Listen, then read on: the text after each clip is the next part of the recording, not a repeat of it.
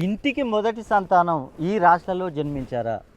ఆ రాశులు ఏవంటే తులారాశి, వృషభ రాశి, మకర రాశి, కుంభరాశి. ఈ 4 రాశులలో కనుక జన్మించినట్లయితే మీకు అనేక సమస్యలు వచ్చే అవకాశం. ఎందుకంటే తులారాశి, వృషభ రాశికి రాశాధిపతి శుక్రుడు. శుక్రుని కంటే శుక్రుని యొక్క సిరీస్ చూసుకున్నట్లయితే 6వ నంబర్. అదేవిధంగా మకర కుంభ రాశి వారికి అధిపతి శని భగవానుడు, అంటే 8వ సిరీస్.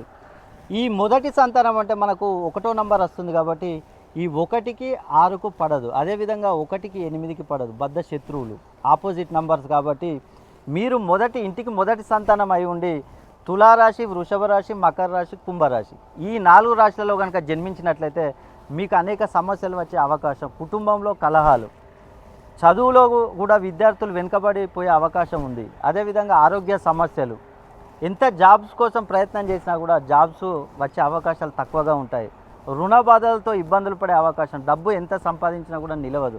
నా అన్న వాళ్ళతో గొడవలు, ఇలా అనేక విషయాల్లో మీకు ఇబ్బందులు తలెత్తే అవకాశాలు ఉన్నాయి. కాబట్టి మీరు గనక తులా, వృషభ, మకర, కుంభ రాశులలో జన్మించి ఇంటికి మొదటి సంతానమై మీకేమైనా సమస్యలు ఎదురైనట్లయితే ఒక్కసారి మీ పేరులో సంఖ్యాబలాన్ని చూసుకొని మీరు ముందుకెళ్ళినట్లయితే మీకు ఎలాంటి ప్రాబ్లమ్స్ ఉన్నా కూడా తొలగిపోయే అవకాశం ఉంది.